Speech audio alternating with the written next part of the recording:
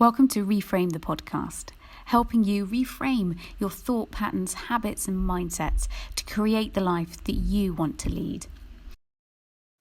In today's episode, we are talking with Body Positive personal trainer and fitness instructor Mel Williams. Mel adopts a health every size approach to her work, and she is the founder of Body Positive Cornwall, a support group which helps women to cultivate body acceptance and confidence through workshops either in person or online. How she's overcome her eating disorder and how her success as a gig rower, and we mean big success as a gig rower, has been instrumental in learning to respect and care for her body and acknowledge the remarkable things it can do. Hey Mel, thanks for joining us today. If you could just tell the club a little about yourself, what you do, and who you are. Okay, I don't know where to start. I suppose my name's Mel, I'm 44 years old. I'm divorced with 3 children. I have a 19-year-old, a 16-year-old and a 4-year-old. I'm a fitness instructor and I suppose personal trainer. I work at Fitness Wild, and I also have my little business called Move by Fitness, which works with gig rowers and the elderly. And then I also have a little side project called Body Positive Cornwall, which at the moment is just like a little support group for anyone who is interested in body positivity and getting out of disordered eating and diet culture. And also as part of that, I run body positive workshops as well. Amazing. You brushed over the gig rowing there, Mel, but I know you're 5 times world champion? Oh yeah, I think it's 4 actually, Jimmy. Thank you. Yeah, 4 times. Sorry, Mel, I've missed that. 4 times world champion in. I got a bit of a lag. In the very obscure Cornish sport rowing. So it's a bit like if you think of the Scottish Highland sports, it's like the Cornish equivalent of that gig rowing. It's like a sort of traditional ocean rowing boat. And it used to be like an old kind of used as a lifeboat down in Cornwall in the Isles of Scilly, and it's about 32 foot long.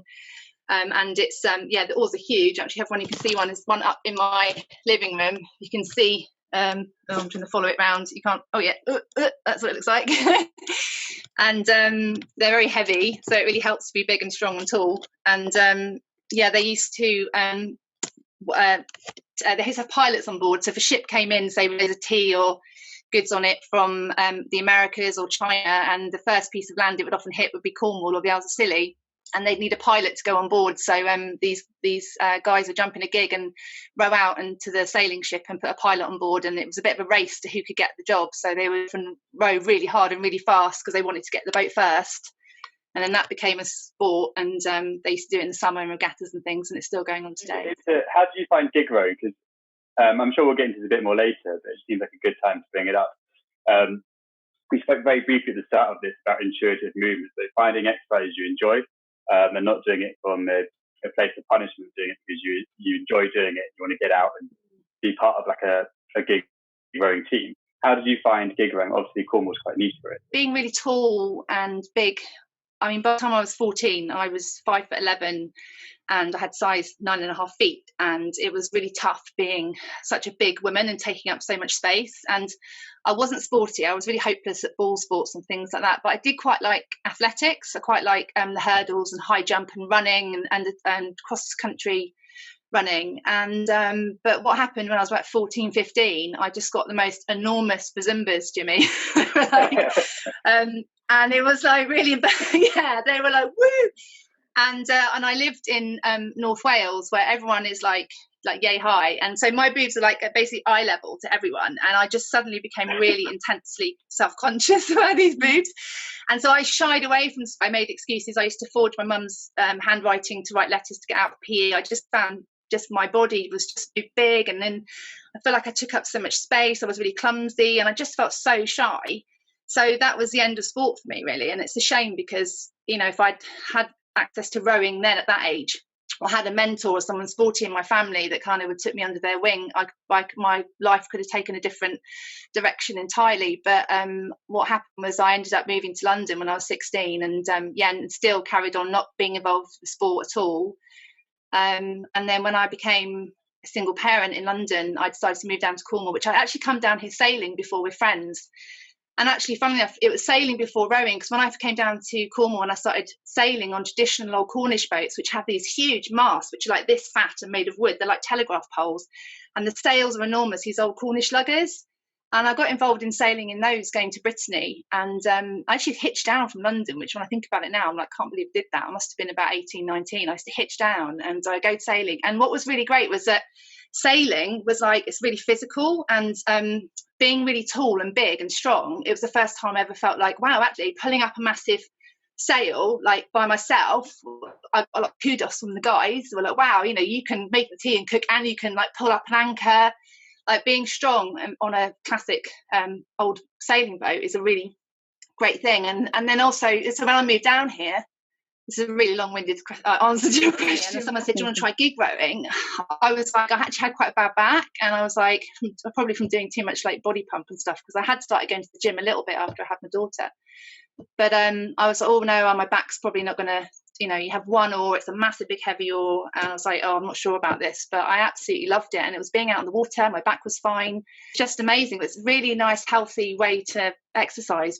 And I think being a rower, it's really common for rowers. If you speak to a lot of the Olympic rowers, they'll often tell you they were rubbish at PE. They were really, because they're so big and like really clumsy when you're in that awkward teenage phase. But no, yeah, it was brilliant. And then from the gig rowing, then someone said to me, you should try and go into competing. And I was like, oh no, that sounds sporty, like no way. And then I was just thought, well, I'll give it a go. And I got on the rowing machine, and I do what all the blokes do at the gym. And I wrapped it up to 10. And I would sit on the rowing machine in the gym and do 10K and get off it. And I go, oh, that was all right. That felt like a gig. And I did that quite a few times. And then someone said to me, do you want to do a 2K rowing test and to see if you can get into the ladies squad to compete? And I was like, yeah, okay. And I got on the rower, and I did 2,000 meters in a time that beat most of the current A crew at the time. And I just jumped off the erg. I was like, okay, yeah, bye. God, that was horrible. Bye, off you go. And everyone was like, do you know what you've just done? You've just beaten like nearly the whole A crew. And then they said, right, we're going to put you in. We want to train you up to row and get you as much rowing practice as possible. So then I went into the ladies B crew, went to ladies B crew, and then from the B crew went into the A crew. And I've just absolutely loved it. And for me, being all those years that I spent really hating my body and really never knowing what was possible. When I won my first World Championships and we crossed the line, it was like, just couldn't believe it. I was like, I would never, ever, ever have guessed that I would have been doing anything like that. If I could have told my 16-year-old self, like big, blaggy black jumpers and, you know, covering myself up, and I just say, no, I don't do anything physical. If I could have told that person, you're going to be a world champion rower one day, I just wouldn't have believed it. How have you found then, having found a sport that you love and enjoy, and having gone from being very body aware, how do you think finding a form of movement that you love and you're passionate about has actually changed your relationship with your body? It's absolutely transformed it, Rosie. It's just been incredible. I think I'm so much more focused now on what my body can do and what it can achieve. Yeah, it's amazing. And I think I still struggle sometimes having to put rowing kit on because I've had 3 children, you know, and I've got sort of sometimes a bit of a tummy, and I have a condition called endometriosis as well. So sometimes around my period I get really bloated. So sometimes putting on my rowing kit and going out to row, and sometimes especially when I know people are going to be taking photographs, so sometimes I do feel a bit still body aware. But also now, more recently, I've come to be more like, actually, I want to set an example. I want to show actually that women who've had children can still achieve things in sport and still enjoy this kind of this, you know, I want to be, you know, rather set an example rather than hide away and be ashamed of that. On that subject, you know, you're a mum of 3, I'm a mum of 3. I heard you've got daughters. Have you got? Yeah, I've got. I've actually got a 4-year-old son, a 16-year-old daughter, and a 19-year-old transgender son. Actually, that's something you know I'd love to get your view on, is how we talk about bodies to the next generation, how we talk about our ourselves, our body awareness. How have you found your journey has changed, like the conversations you have with your children now? Yeah, really different. It's probably 3 really different things that come up for me there. The first one is the way that my mum talked about her body, and the way she talked to me about my body was so like damaging. When I look back, my mum I just have constant memories of my mum looking in the mirror saying, I look fat, I look disgusting, my tummy's so big, because she had really bad fibroids and problems with her womb as well. So she often had a lot of bloating. So she would be like, oh, my tummy's so disgusting. I mean, I can just hear her now. Like, it was just relentless all my whole childhood. And then about my body, she really struggled with me being really big, because I'm like the tallest in my family. And she would say, literally genuinely worried that no one was going to marry me because I was so big. And she would really struggle to like get clothes to me. She would buy me clothes that were like huge, like in her mind, I think I was a lot bigger than I was, so that kind of didn't help. And then so I was quite determined when I had children that I was quite careful not to say things in front of them and things like that. But when the girls were small, I was definitely quite in a lot of disordered eating. I was studying to be a nutritional therapist. I was very I was bulimic. I was over exercising. I remember my oldest, I said, right, no sugar, you're not having any biscuits or cakes or anything like that. No, my child isn't having any of that. And actually, I remember what was a turning point for me was we were at a birthday party and she stole a biscuit when she was about 2 and ran off into a corner and was like eating it in the corner, like with her back to everyone, like hiding this. And I was like, actually, I realised then that was quite damaging. So I kind of let go of that a little bit. But I'm very conscious of when I was in that disordered eating phase, they picked up a lot of diet talk from me and food stuff. Recently, in the last 5-6 years, I'm hoping that I've undone a lot of that damage by talking to them a lot about body positivity, teaching them as much as I can, really focusing on what their bodies can do, really trying to get them to say my main message to them is that you are more than your body. Like, you've got these amazing brains, you've got amazing talents. Like, my oldest 2 are amazing artists, like you've got so much more to offer than your appearance, and that's what I teach them now. I was going to say, what would you say the most important thing is then to keep in mind for the club members in regards to keeping a healthy relationship with food going on? For a healthy relationship with food, what's the most important thing?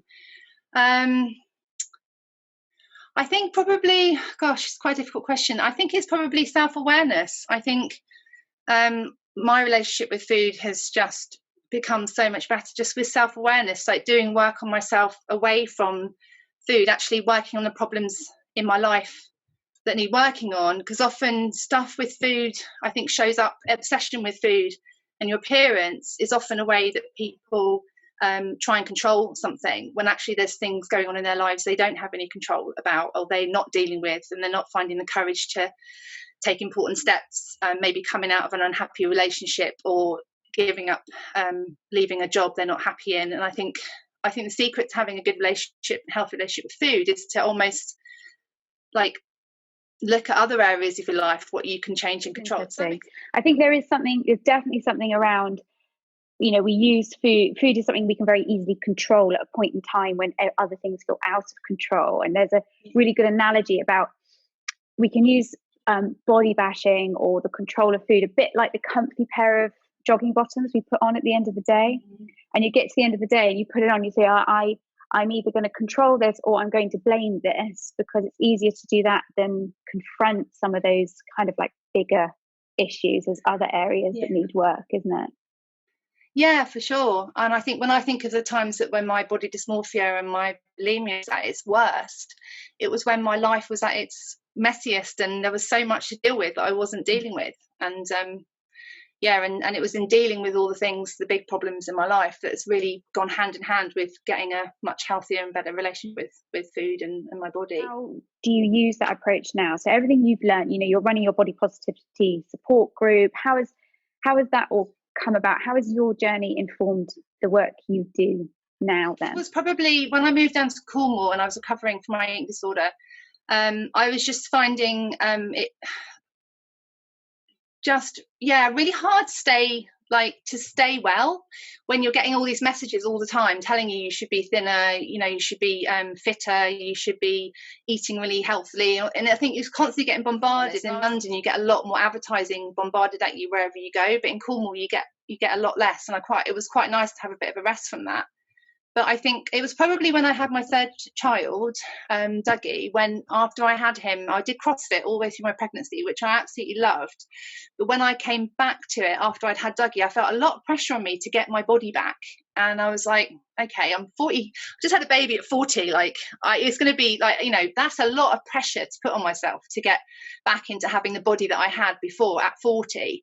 And I was really trying to resist. I made a promise to myself that I was going to be really, really kind, and I wasn't going to do that to myself. I wasn't going to be that. It's like unkind, really. It can still kind of cruel, you know. Just had a baby, and then you're going to put all that pressure on yourself. So I was just going to CrossFit. I was getting back into exercise, but I found even just being in that environment, it was just around me all the time. The diet talk, the wow, you're looking great, you're losing weight every time we see you, you're looking smaller.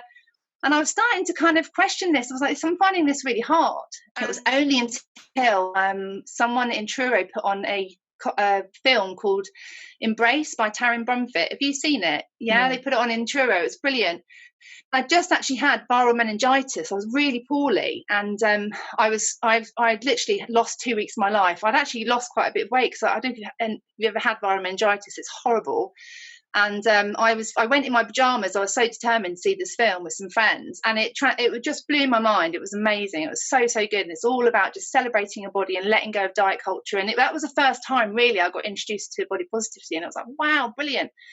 And then literally like a few days later, as I was feeling a bit better, I thought I'll go back to the gym.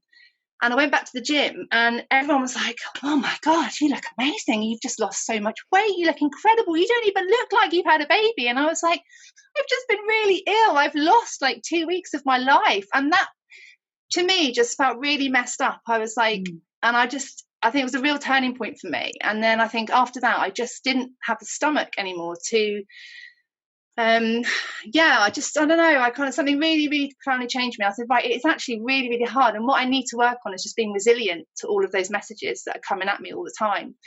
So I just started following lots of body positive people on Instagram and Facebook, and I started to unfollow all the Fitspo and all the Fitspiration stuff that was making me feel really crap about my body. And actually what happened, it just transformed how I see women, it transformed how I see fat, it transformed how I feel about myself. I think I realised I was deeply fat phobic, and I think that's what's come out of what I see now in our culture. There's so much fat phobia, and we judge people on their appearance just like that, in an instant. We judge someone, and I've really unraveled all of that in myself. And then once I sort of done all that, I could see it everywhere, and I could see so many women are making themselves so unhappy because they are like, they've had the same conditioning as me. So I decided, right, I'm going to do something about it. Actually, a friend, a counsellor, Maliki from Lifetime Therapy, he really pushed me into it. He said, you've got to do a workshop. And I was like, no, I'm terrified of doing that. No way. And then actually he kind of basically bullied me into doing one, and at his place in Truro. And it actually just went so well. And it just transformed the women who came. And the thing is that, look, you can't do it in half an hour. You've got to take people on a journey. And it is a bit of a journey. So I do it often. People have said, can you just come and do a talk on body positivity? And I'm like, it doesn't really work. It's a massive subject. So I kind of, on my workshops, take people on a bit of a journey, and it's amazing. Like the feedback I've had is like things like, I think that's one of the second ones I did. There was a really amazing girl who literally in the lunch break went out down to Primark and bought like 5 pairs of shorts because she hadn't worn shorts for like 10 years because she was so embarrassed, ashamed of the cellulite on her legs. And literally in the lunch break, she went out and bought loads of shorts.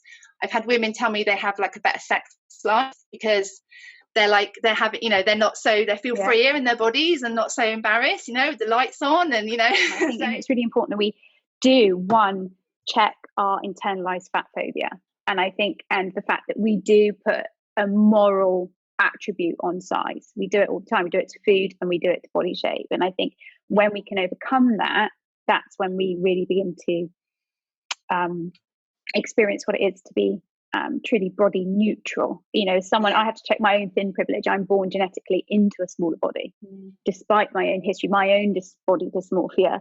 I'm aware that I have that thin privilege, and once you can bring an awareness to that, I think it's powerful. You begin to see it everywhere, though, don't you? It's insidious. Yeah, for sure. I mean, when I do my workshops, I'm really conscious of the fact that I'm not in a larger body, and I will always say, and I'll always acknowledge the roots of the body positive movement, saying where it came from in the 1970s, from the fat liberation movement and stuff. I think that's really important to check your privilege. Representation is so important.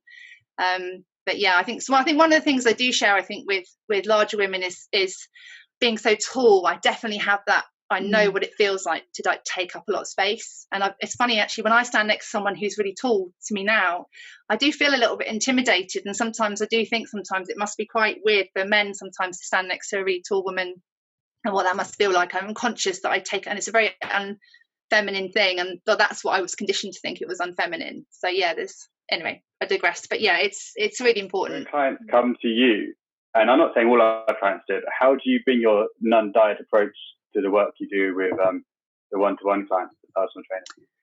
Okay, well, there's sort of two aspects to that, as working as a fitness instructor, as just a recovering, coming from a recovered eating disorder perspective, is I do find diet talk and body talk around me quite difficult. The way I deal with when people talk about their diet, I just kind of just don't engage, like in a kind of really nonchalant kind of way. I just try and sort of maybe change a subject, or I'll skirt around it, because often, yeah, it's just all that talk, you know, oh, my thighs are too big, oh, I got bingo wings and all of that, and I just sort of try and focus. I try and steer them away from that and get them to focus on what they can achieve and what they're achieving with their bodies. And one of the things I love doing is teaching, especially women, how to lift weights, because I just think it's so empowering. Or I love getting women doing stuff they thought they would never ever do, like hoofing a log around a field. You know, when you see people doing stuff they just had never thought they'd ever do with their bodies, I love that. And I think weightlifting and teaching women how to weightlift and getting away from what, you know, their weight, and I just try and bring like a more of a positive attitude to their bodies, and just not engage with the negative stuff. In the fitness industry as a whole, have you come across anything in terms of misunderstanding of what the body positivity movement is, or intuitive eating? Have you found any barriers to that when you're trying to teach your classes or what you're doing online? Yeah, there's a couple of things. Probably two things come to mind. One is intuitive eating. You must hear this a lot as well, Rosie. People say, if I just eat what I want, I am just going to get so fat. I'm just going to eat everything all the time. I'm not going to stop eating. And it's really hard to explain. Actually, you know, like imagine if you worked in a chocolate factory and you could eat as much chocolate as you liked. You know, after a week of working there, you are not going to want to eat a lot of chocolate. And it's the same thing. It's like if you give yourself permission to eat, what you want, actually what happens, the craving goes, is the binge goes. I mean, since I started intuitive eating, I can't remember the last time I binged. And the second thing that comes to mind is people, there's been a lot of stuff on the internet that it's like if you it's the health stuff, and also thinking like, you know, that if you're allowing larger women to just exist as, or men in larger bodies, you're promoting obesity, and that just couldn't be further from it at all. It's and it's just sadly kind of reflective of the fat phobic culture we live in, really. From my point of view, from personal training and being in the industry for nearly 12 years now, it's the same industry that a lot of people, especially on social media, will tell you it's okay to put a stick of butter in your cup of coffee in the morning, and that's healthy. But you can't have a bit of jam toast in the morning because that's bad. I can't see how they compute that, which is funny how that happens. Yeah. And I think, Rosie, in terms of intuitive eating, I remember probably a few months ago you did an Instagram story. And I'd never really understood intuitive eating, to be honest. I never looked into it until WeFrame came about. And me and Rosie started talking about how we can try and help people. And choose an analogy of needing a wee. In terms of, if I wanted a chocolate biscuit, I might butcher this, Rosie, but I'll try my best. If I wanted a biscuit, just have it. You know, it's like having a wee. You need to go for a wee, go for a wee. And someone's saying, no, you don't need a wee. As like a trainer, no, you don't need a wee. Oh, no, but I really do need a wee. No, you don't need a wee. You don't need that chocolate biscuit. You can hold it. Okay, I'll hold it.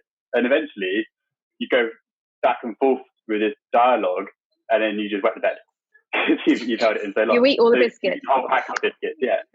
Rather than just going. That's a really good analogy. You know, and that's what I thought. I loved it. And that's when it made it click for me in terms of, okay, it's not just about, you can't tell someone just not to eat the biscuit, because it's not going to happen unless you're there.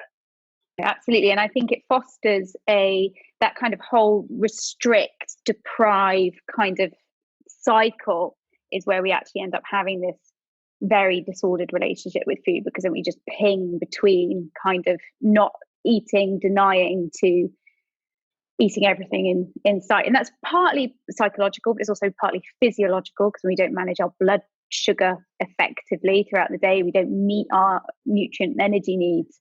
You'll know yourself, Mel, that when you don't do that, your rational brain plays no part in the decision that gets made at the end of the day, when all your body wants to do is get your blood sugar back up to like a safe level. So there's like that combination of physiological symptoms and also psychological symptoms. There's this, and you said yourself with that example of your daughter going to the party and grabbing the biscuit and running off with it. It's the same, when we talk about fostering a healthy relationship with food in children and food neutrality. If we take those foods off the pedestal, if we can put them all on the same level playing field, then they lose a lot of their power, their allure.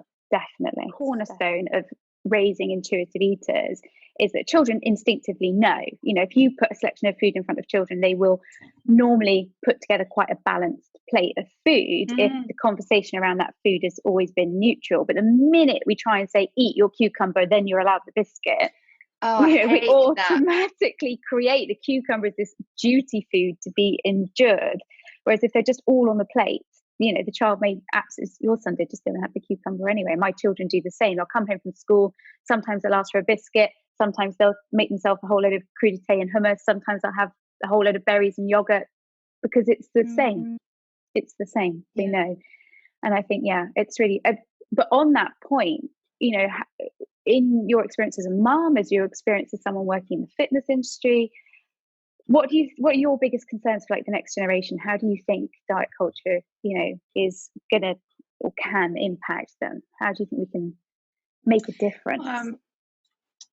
I really worry, I suppose. I mean, the obvious one is social media, isn't it? It's just, whereas, when I was in my what I thought was my massive body, because my raging body dysmorphia when I was 15 and living in North Wales, I was living in the mountains. There was, I think, Justin Teen magazine, and that was mostly just like boy bands. I wasn't seeing a lot of imagery. And then I moved to London when I was 16 to live with my dad, and suddenly there were billboards everywhere, and it was the time of the Wonder Bra campaign, which you're probably too young to remember. But it was I'm not much younger than you, Mel. I do. It was like a big deal at the time, wasn't it? And like people were like crashing their cars because like there were all these supermodels, these bras on, and then it was just everywhere, and it was like, and then all the Naomi Campbell and all of that lot, and because I was tall, it was always like I was like, everyone was going on about how tall these women were, and I was like, well, I'm tall and I don't look like them. And that's when I started to question my appearance a lot more, and that's when my relationship with my body took a real nosedive, because I started comparing myself to these images I was constantly seeing. So when I think of kids now, they're getting it in their phone. When I was living in North Wales, if I was living there now, I would be getting it through my phone. There's no escape, like through Instagram and social media and stuff like that. And I think the comparison is the thief of joy, and it's so true. I would just be, we compare ourselves. We can't help comparing ourselves with others. So I really encourage my kids to come off social media as much as they can. Both of them aren't on social media, which is great. They are on social media. My teenagers, they do have Instagram accounts and Tumblr accounts, but for their artwork. But they're still very much like, my 16-year-old came to me the other day, just put a picture up and I didn't get likes. There's still that approval seeking through social media still going on. So, but it's really, I just think, God, these kids today, like they've just got no escape from it. It's going to be relentless. So I think the key is just representation. We just need more diversity of represented bodies in our social media and in the national media, because the more, it's why the more people that you can see with bodies like yours, like if Miranda had been around when I was younger, I just would have made such a difference to my life, because I am basically like Miranda. And I think if she'd been around when I was younger, I would, someone who's like me. Or if I'd sort of got into rowing, and a lot of the rowing women are really big, and having role models is so important. So I'd say to anyone who's got kids whose body like isn't other or gender or anything, like just find those role models, that because they're just so important. Representation is like everything. That's hugely insightful and so true. And I think the conversations I have with my children are very much around the same sort of things. I try and expose them to a really diverse range of bodies, but equally make them aware that what they see is really curated. That is not real. That is photoshopped. That is filter after filter. That is fake tan. That is, a whole load of and how people hold themselves in images and how it's not a true image. And I try and talk about my own body. I don't try and I talk about my body in quite a neutral way around my kids. So, they'll say things like, "Oh, mummy, your tummy's it's all soft. I like putting my head in your tummy." I go, "Yeah, because that's where I grew my babies. That's where you were comfortable," talking about it for what it delivers rather than what it looks like. So yeah, definitely with you 100% there, 100%. Marvel for boys from a male perspective. If you look at Captain America and Thor, or when I was growing up, it was He-Man and Action Man, or the 90s wrestlers like Hulk Hogan, who I even named my dog after. These people, like, I'm not a big chap at all, but they were the guys I idoled as a kid. And I think a lot of my issues started, and it's probably why I'm in the fitness industry, is because I was always trying to be Hulk Hogan or like Arnold Schwarzenegger or He-Man. I've had my own issues with my body in the past, and I've managed to get over them. But I've never really addressed it as something, It's always been there, but I just thought I should gym culture, man up. Acknowledging the impact of it sometimes, I think it is, yeah. Yeah, exactly. Acknowledging the impact of it and acknowledging what the actual deep problem was, rather than it's just.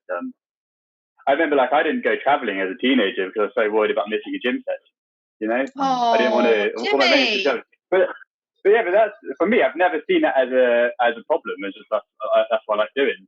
But when you unravel it and you start talking about this sort of thing, you can identify areas where you haven't done certain things and why your life's gone certain ways.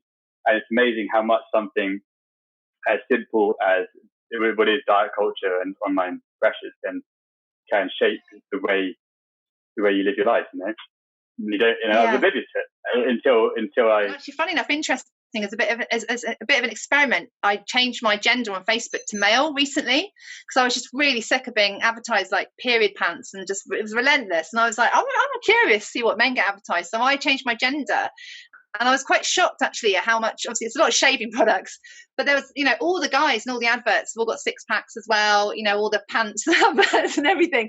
And I was like, wow, if I was a bloke seeing all these images of guys, and I would be affected by that too. You just can't escape from it. Dieting makes you feel like you failed, like, so the fault is yours. You don't have enough willpower, when actually the problem is out in the world. It's not you. It's out. The whole system is designed to not for your genuine well-being. It's just designed to make money. So the lives we can lead when we manage to unhook and unchain from that, how fulfilling our lives can be, the stuff we can actually concentrate on because we're not focused on dieting is incredible. I've seen huge changes in people who've been able to just finally, and I'm sure you have, Mel, in your work, unhook.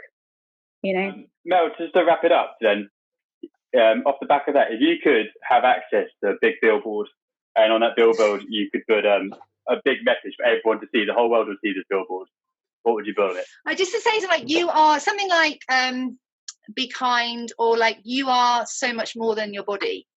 Like, that would be my big message. Like, just like you were saying, Rosie, we are so much more than our bodies. We've got so much more to offer. And if we can get outside of that thinking that our bodies are the most important thing, think of the things that you can achieve. Think of the changes we could make in the world. Think of how much better our relationships would be, our work, our families, everything, money. We are so much more than our bodies. You are so much more than your body. If everyone drove to work with that thought in their minds every day, what a different world it would be now, eh? Yeah. Definitely. Oh, well, thank you so much for your time today, Jimmy, and I really appreciate it. I think the work you're doing in the body positivity space is incredible, and it's amazing to meet another energy who gets it and wants to send that message out. And I always use the analogy of gathering whispers, because diet culture is such a huge voice. I always think of it like a storm. But I think the more whispers we can gather, one day we're going to have a roar, and we're going to be able to take it down. Sorry, how can our members find you? So if they want to look you up or go on your website? I mean, if they want to. At the minute, I'm really literally all I'm using the page for is just I repost a lot of stuff because I'm quite busy at the minute. But just reposting anything that I see that's interesting to do with fat phobia or body positivity, like inspiration, interesting articles and things like that. It's just if you just search Body Positive Cornwall. I'm on Facebook and on Instagram, but I have not been particularly busy on both of those at the minute. But I will be advertising my workshops on there, so which are all based in Truro. So if anyone is around in Cornwall, if you have any clients raised in Truro or around Cornwall that would want to come to those, then just get in touch, because obviously after all of this is over, I'll be back hopefully doing some workshops, and or maybe I'll have to do them online. I don't know at the minute, but yeah, if you want to find out, just go and find the page. Thank you for tuning in, and we hope you have taken something away from listening, perhaps one small action you can put into practice today. We would love to hear your thoughts on today's episode, so pop on over to Reframe Club where you can share them, your own reflections and experiences. We would love to hear from you. As always, here at Reframe Club, we are rooting for you.